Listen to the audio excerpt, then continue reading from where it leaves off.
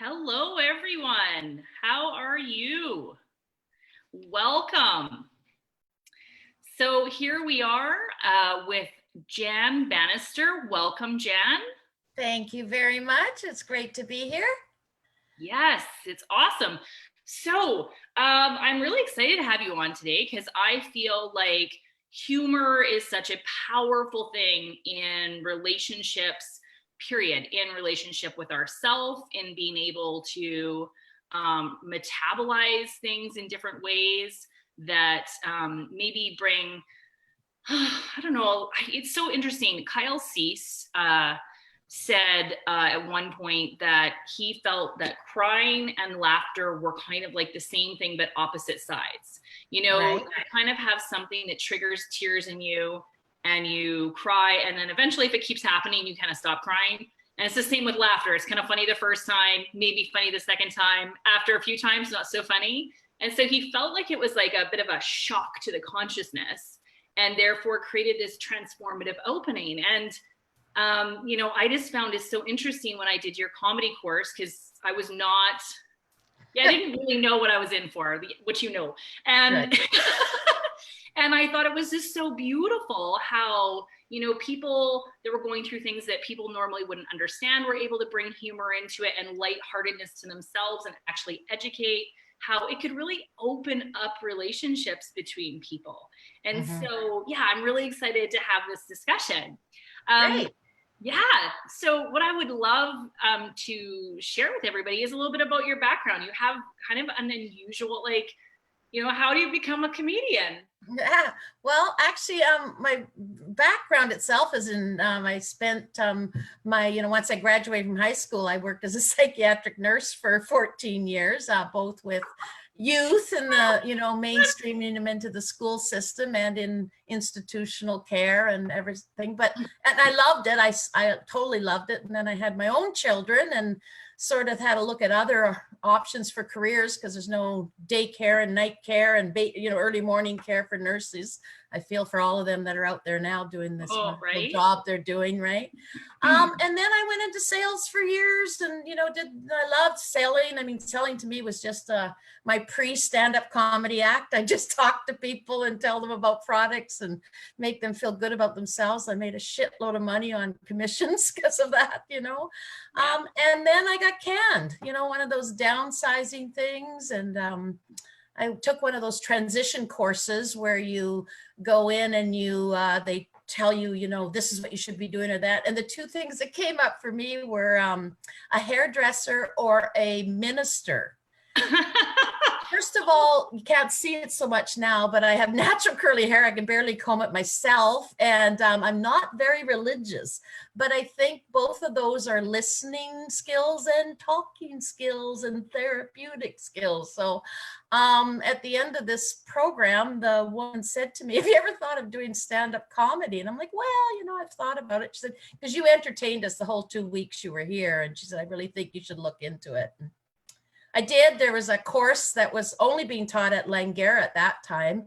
And I think it's, to best of my knowledge, it's still going on. So I took it and I haven't stopped since. So, and I also did some training with therapeutic laughter, just the heart, the laugh, I'm really a brain nerd. So I like to know how, laughter works with your brain and with your heart, and with your soul and all that. So I have all those components. And here I am today, like almost 20 years later, still doing stand-up. I run my own comedy school that you were a part of.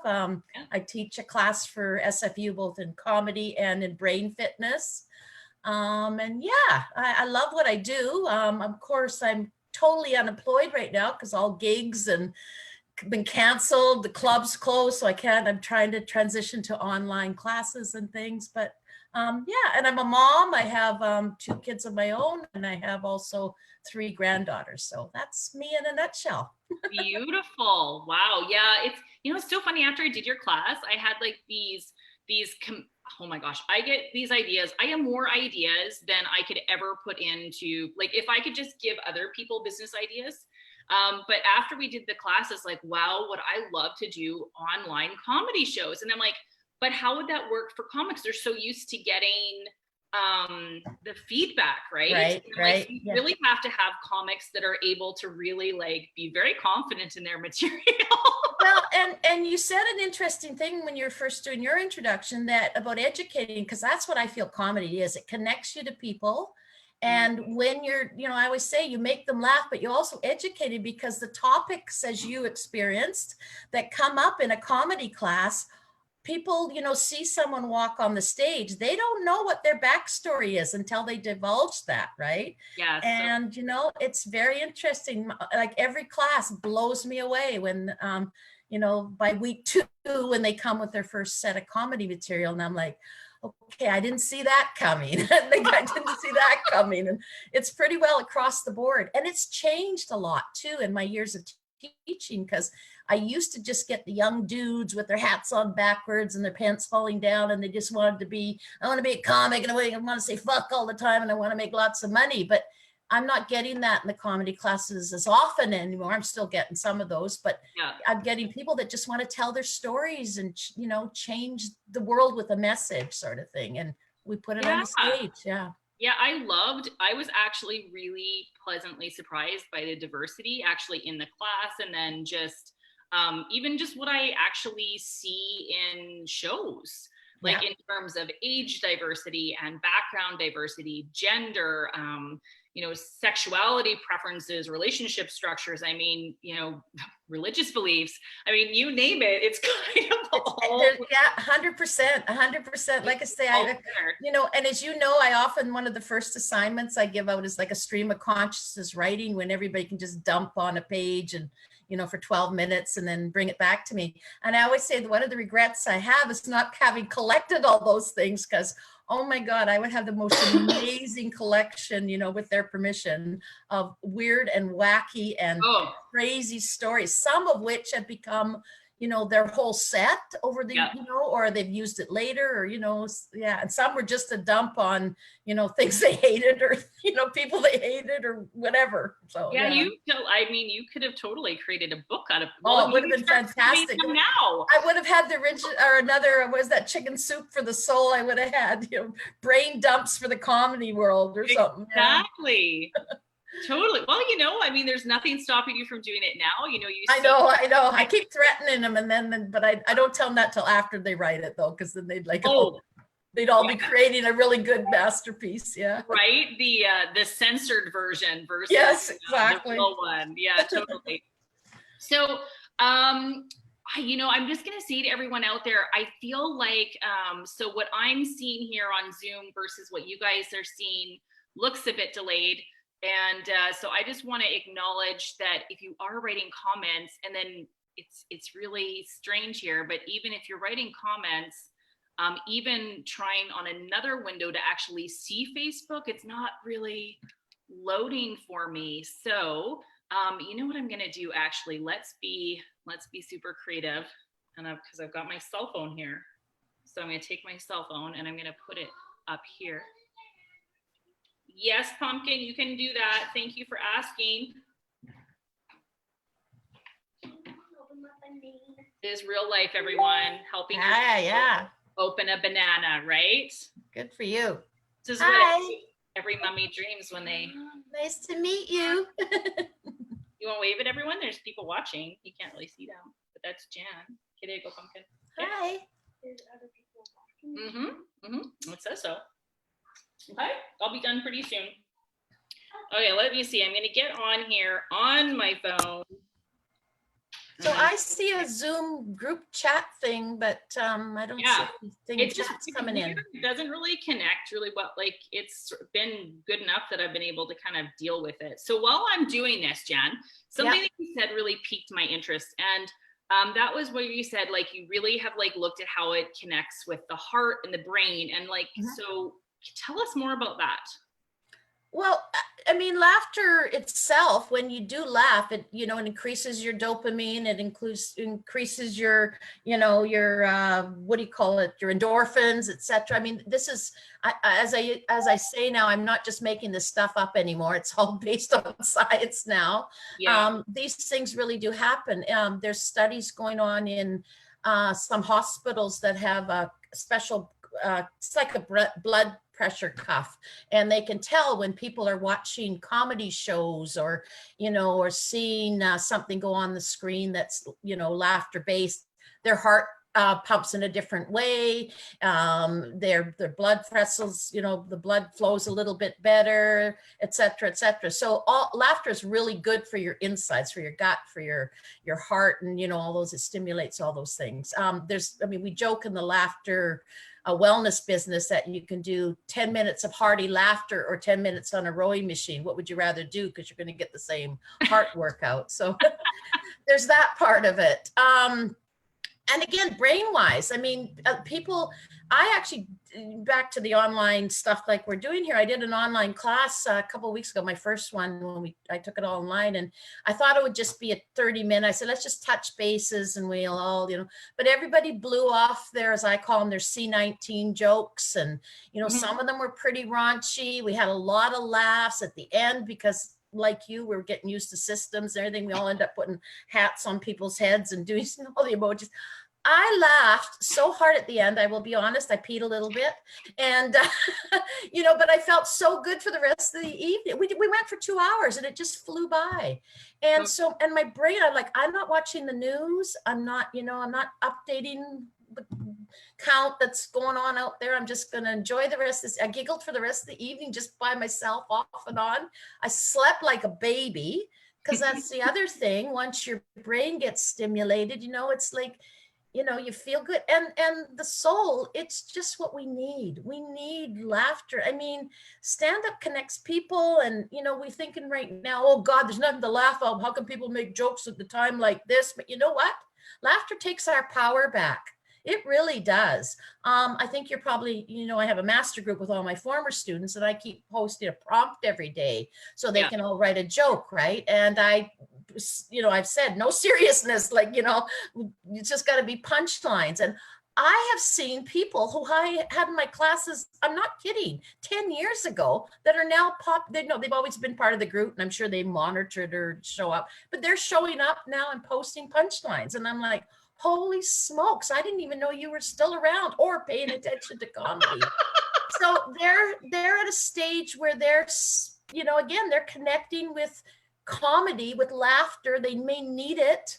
And I just think it's so important. And we need that in our heart and our soul. I'm hugely biased. I want you to know. I see the value every day of laughter. And I'm a bit of a nut anyway, right? I just read PU Is That Bernie, which is a fart book to my granddaughters in LA just before I came online with you. So, and of course, my daughter's like, where did you get that book? I'm like, who even has a book like that? I'm like, don't ask. I found it. My daughter would be in love with you. I know, it's my most requested book. It's that and Honky Donkey Donkey, right? Or whatever his name is, Wonky Donkey, right? The girl, do you want me to read your book? And they're like, well, so I'm a bit of a nut bar anyway. But I do the research as well. Like I say, I'm a bit of a brain nerd. I have those two sides of me where I'll be like, oh, look at this new study, or, I'll read the whole document on how laughter, and it's really important. It really is. Even a smile, even a smile, how you walk down the street and somebody smiles at you, just like, oh, that was nice, so it's all important. Okay, honey, I just need 15 minutes. Okay, please, pumpkin. Just 15 minutes I need, please, pumpkin. You can wait 15 minutes for a moment. Okay? You'll be fine. I'll lend you my book. Oh my gosh. Yeah, it's kind of interesting. Usually she's so in our house, we don't really do TV time, right? Right. And so to do these lives, I'm allowing her to watch a half an hour of TV. So normally she's just like, oh, you can't even talk to her when that thing is on. Yeah. Serafina, and she's just like, right? The child that doesn't get to watch TV. I don't know how it is if kids get to watch more TV, if they get more easily distracted from it, but she's just like, that's her little holy, she's like, mom's allowing me to watch TV, right? Yeah. So I'm shocked that she's like, Mom, I want this, I want that. Normally she wouldn't leave that seat for anything. Anyways, Yeah, I totally thank you for the insights about the humor. And yes, that makes sense, right? It's all that feel good pharmacy that's in our head. I always, so funny when I was younger. Well, you know about my background because when I did the comedy class, what dumped was not what I expected to dump. And it was, I have my ways of pulling it out. it was a lot of, stuff that I didn't really talk about in public much, stuff that, brought up a lot for my family, pretty much the stuff that would like absolutely like trigger everybody that I knew actually. And, a lot of that trauma and stuff led to a lot of drugs and alcohol in my teenage years. And I always said, like, after I learned to meditate and after I really learned to laugh and I learned to have fun and I learned to play, like, I kind of feel like I've lived my life backwards. I almost had to learn to be in my innocence again. And when I did that, it was like, wow, like I had no idea. I had like such an amazing pharmacy in my head. All that drugs and alcohol did not even remotely for me what the laughter and the fun and the connection and intimacy and like just all of that, did for me. And I think that's so important at a time right now when so many people are stressed out. They're maybe like at the end of their ropes with people, or maybe they're at home by themselves. Well, right? And that's the thing. I mean, I've heard that many times when somebody's gone through the classes and then they did their showcase, because we always do a showcase at the end. Normally it's in front of 100+ people, and the power of that laugh coming back to you about something you presented. I have had so many students say to me, oh my God, that was the biggest high I've ever had. And then they'll list up all the drugs they've done. I'm like, okay. But I hear that often. They're just like, oh my, and often, and you know how nervous you are. Well, that night you're doing your showcase, everybody's really nervous it's going to work. Oh my gosh, yeah, you've written an entire am I going to make a fool of myself? Yeah, I'm going to make a fool of myself. Blah, blah. And then they do the showcase. And also, I also hear about the high. And then I also hear, when can we do it again? When can we do it again? Because it's those endorphins. It's that bug that, and I think for me, that's partly what kept me going was, doing it, getting those laughs, having my family, friends, and everybody support me and share it. And I went from like, the first stage of 100 or so. And then my next comedy show was like 6 people. I'm like, why am I doing this again? But I hung in there and, like I say, but it really is a high. It truly is. And people enjoy it. And like you say, you get to share stuff with a audience that just thinks, wow, and they're on your side. They're like, oh my God, did she just say that? Or, and they love you. That is the beautiful thing about laughter and comedy. It's a two-way street. Like, I know with a partner I had, we had ended things and we were still doing counseling together, therapy together, because we really wanted to like have like a beautiful sort of transition into a really nice long-term relationship. That may or may have not continued being romantic or not. There was not that thing on there. So we were in there doing it. And I mean, we're in that place where people are expecting us to be like in full, like lockdown bicker. And, we definitely, I mean, we were at the ends of our ropes, really. I mean, that's where you are when you decide to end a relationship romantically. But every single person that worked with us is like, you guys have so much joy. You have so much laughter. You have so much like that you just sort of break out of your seriousness for a moment and kind of just really notice like how, you get triggered by the same things or like, oh my God, here's this merry-go-round again. Or like, and we're able to joke about it. And I never had really noticed how much we did that until we had multiple outside people going, look what you guys do. And I'm like, huh. And it's true because it like, even then when we had these really difficult conversations, we were able to like, almost like release the tension and be able to continue and release the tension and just laugh at our humanness. I mean, oh my God. I mean, really, like I could laugh at myself all day. Like what goes on in here, it's ridiculous. I mean, we have the weirdest stuff going on. Like, no. Well, you gotta laugh at yourself, and as you mentioned, a lot of people are, this social distancing, but we're either you're in each other's face, so there's no social distancing, there's nose to nose distancing. You're like, get out of my house, that's going on in some homes, and then there's some people who are alone. Totally. And they're totally disconnected. And I mean, there's two things. There's a sense of humor, which is what we do in the comedy stage, and we tell jokes and everything. But as I know 100%, my jokes may not make you laugh, and your jokes may not make me laugh, but we can both laugh. I mean, laughter is just breathing in and breathing out and stimulating your body. I mean, you know, some of us are ha ha ha's and ho ho ho's and, you know, and nice snorters, which we all love, you know, nothing like a good snort laugh, you know. So that's what I always encourage people to do too, is listen, you know, listen to other people laugh, because it makes you laugh, you know, and we need that stimulation, especially right now. And I mean, the hard part is if you're in, you speak of a relationship that, you know, deteriorated, but you held it together and you still share that laughter, because it makes you feel better than being an asshole to each other. You know, that's right. You know, that just hurts. That just hurts every day, because if you get up with that energy every day, you know, let it go. I mean, if anybody's going to learn anything from this, we don't know what's going to happen next. Like, who would have ever thought we were all going to be sitting in this situation right now? So we're all dealing with that.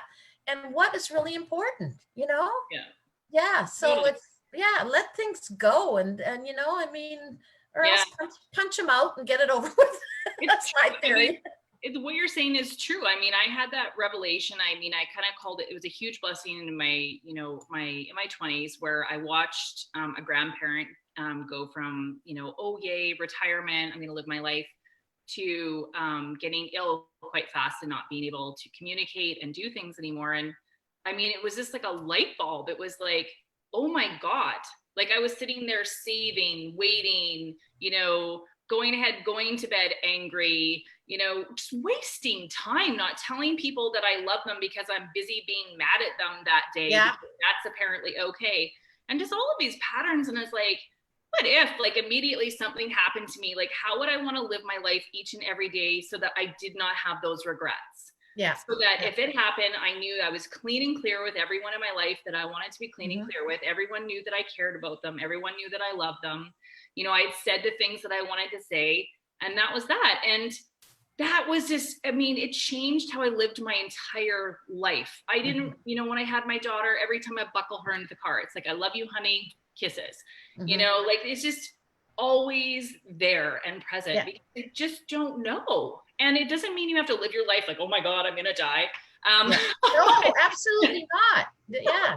Just like, you know, consciousness. Like, if I say this to this person, you know, like, is that really necessary? Like, is that really what I need in my heart? Yeah. You know, or is this just, you know, that I need to like move some energy and move some emotions, and how can I do that? Right. Yeah. Well, and you mentioned about, you know, you buckle her in, you give her a kiss and you tell her you love her. And then, you know, as a parent, and I, like I say, my kids, my youngest will turn 40 this year. I got two 40-year-olds. Anyway, but you know, I remember when they were teenagers, and friends of mine would say, oh, I never bought, you know, I don't go to the school meetings anymore. I don't go to this. And that's when they need you the most. They may not need buckling in, but they need that, because they hear it. They may not acknowledge it, and they may ignore you. And, you know, we may have been, each of us, assholes as teenagers ourselves, but, you know, they're just going through their stuff. But you still got to say those things, because it will come back. Even the thing you said about your daughter getting her TV time. My kids grew up with not very much TV time. Now they thank me. At the time, I was not the best, you know, like I was the worst mother ever, to be quite honest, because tell me about it. Yeah. So, you know, it comes full circle, but, you know, and those are the stages, you know, where you got these, you know, cuddle bugs that you love, and you know, and then they're teenagers, you're like, you know, but that's when they need, just say it, like you say, just whether it's a parent, a partner, ex-partner, you know, I mean, you look at an ex-partner, obviously you've established some kind of relationship with them where there was love and, you know, sharing at one time. And the biggest thing everyone says in their partnerships or their relationship, oh, I love it when someone makes me laugh, right? We all look for that in our lives, right?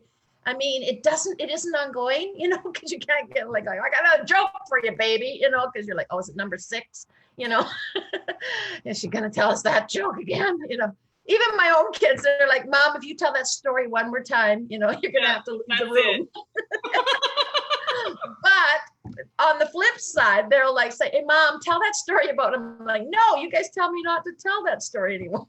So they're locking it down, and someday, they're going to share your stories or your feeling. They're like, "Oh yeah, I remember her when we were together, or I remember him when we were together." Those kinds of things. Yeah. I mean, and that's such a big point too. You remember how you feel with someone more than anything else. Yeah. It's how you feel with them, and then you're like, "Oh, there's just something that I liked about that person." It's usually because you felt good with them. There was something there in that connectivity and their vulnerability and their sense of humor and their openness, right? And and so many people worry about saying the right things and things like this, but like really, like when you're really in your heart, like I think that just makes such a huge difference, and humor is part of that. Yeah. Oh, absolutely. And like you say, if once a day at least. I mean, I always tell my people that live alone that they should get up in the morning, brush their teeth, and look in the mirror and just laugh. Smile for sure, even if you don't want to laugh out loud. I say if you do it naked, it's even funnier. But but just go in the mirror, and you're just like, "What's wrong with me?" But it's such a good feeling because it's physical. It's whatever. And I mean, especially like again now, because that may be the only laugh you get for the day unless you figure a way to supplement that with TVs and whatever. I'm feeling inspired by you, Jan, and we've got like a couple minutes left. So what I'm inspired, this came a couple minutes ago, was if there was like some kind of comedy challenge we could put out to the members of this group where they like, so you're the kind of the master of this. Is there like some little exercise they could do and then put a video of themselves up doing something? Yeah. Oh like my God, where we could all share in this like, laughter with each other? Yeah, I mean, they could do a couple things. I mean, you've had your daughter coming in and out. So if they're parents, maybe they could do a joint laughter with their kids. Yeah. Special challenge to anybody who has teenagers. Tell them there's a prize involved or something. You're going to put it on TikTok? That's right. That's right. That's right. Where they just basically put the camera on themselves and they have to laugh. Just no prompt, no joke. If they want to tell a joke, let's have a joke thing. I love it. So just like a video. Joke. Yeah. People laughing. If they want to tell a joke, they can do that too. Oh yeah, I like it. Okay. Yeah, and just everybody can post them and we can all comment on it. I do, even in my classes currently, I do restrict Trump jokes because they write themselves. You don't have to think about them. So and that's not a political statement. That's just a comedy from a comedy perspective. It's also political. So avoid those types of jokes, but just, let it fly. Let's see what we get. I think absolutely. And let your, and maybe have, if you're a partnership, she can tell a joke and he can tell a joke, or she or they can tell a joke, or whatever your particular pronouns are. Just like, this joke and that joke. I think it'd be fun to have tag jokes. Some duetting, yeah. Yeah, I love that. Or share your best laugh with your favorite person. Like, they make me laugh because, so I think there's. Oh, yeah, beautiful. Okay, laughter challenge it is. Yeah, you're on. Yes, laughter challenge, everybody. So everyone watching this, you are invited into the laughter challenge. And Janice is giving you great ideas for how to navigate that. There's a little absolutely. Sorry, I was just this was my other talk. So this is my purple nose. This is my orange nose. I have a green one. I can't make. But also, and you can make these with egg cartons. If you have little kids, you just color them different colors, and then they can all walk around the house doing their. I told you I was wacky. I did warn you. So that's great. We've been making bunny tails. We saw it got a big bunny tail, so that's what we've been making. A bunny nose. Yeah. We can make a bunny. Exactly. It's kind of that's right. Totally beautiful. Well, thank you so much for being on this Facebook Live with us, Jan. It's really lovely. I appreciate it.